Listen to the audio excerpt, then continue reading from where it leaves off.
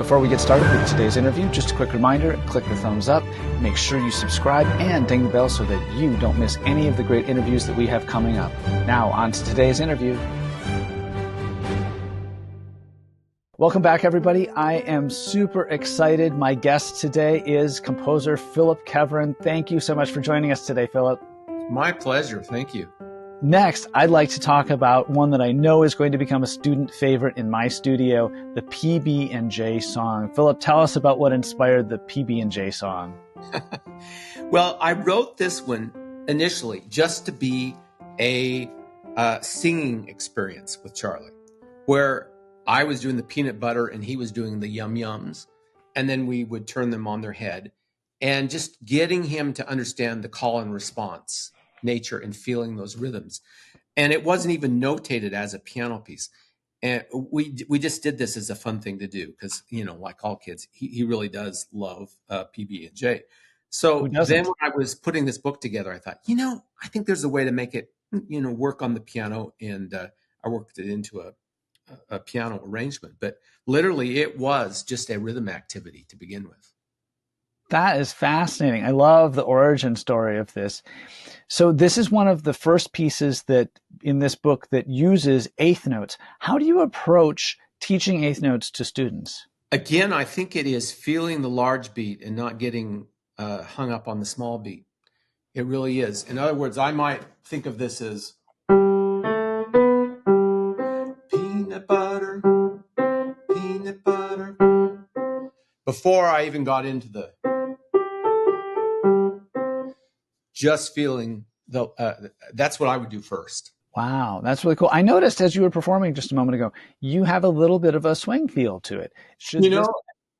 I think it can go both ways. It really can. But yes, if this were a book 2 or 3 years later, I would probably write this as a swing.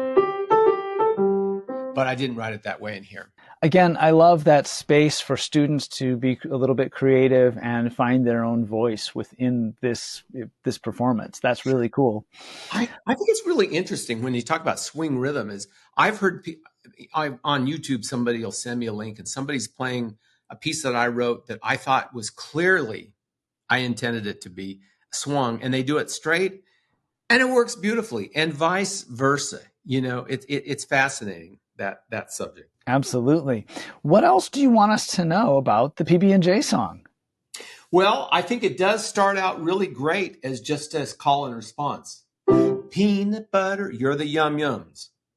Peanut butter, yum yum. And you might need to put in the just to mark time. Or even peanut butter, peanut butter. I really think if they feel this piece as a rhythm activity and singing activity to begin with, transferring to the piano will be much easier.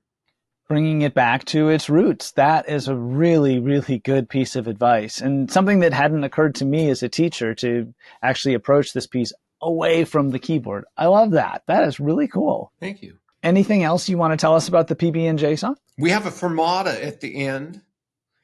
One thing that is fun to do is and do that with your thumb on the C. And I almost put that in there as a extra activity, but not to. Oh, but that's really cool. Again, that opportunity to do something creative, to do something a little past what is notated, I think is a really, really wonderful invitation to creativity for students. I think the thing is that when you're interpreting classical works, we're so not able to do that. People are reticent for good reason to take Chopin or Mozart and put their own thing. With living composers, I think, honestly, I think we should do that. You have my blanket permission.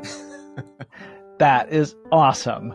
Phillip Keveren, thank you so much for joining us today. Phillip Keveren's book is Silly Songs for Kids. Check it out at your local music retailer. You are going to love it. Your students are going to love it. Phillip Keveren, thank you so much. My pleasure. Thank you.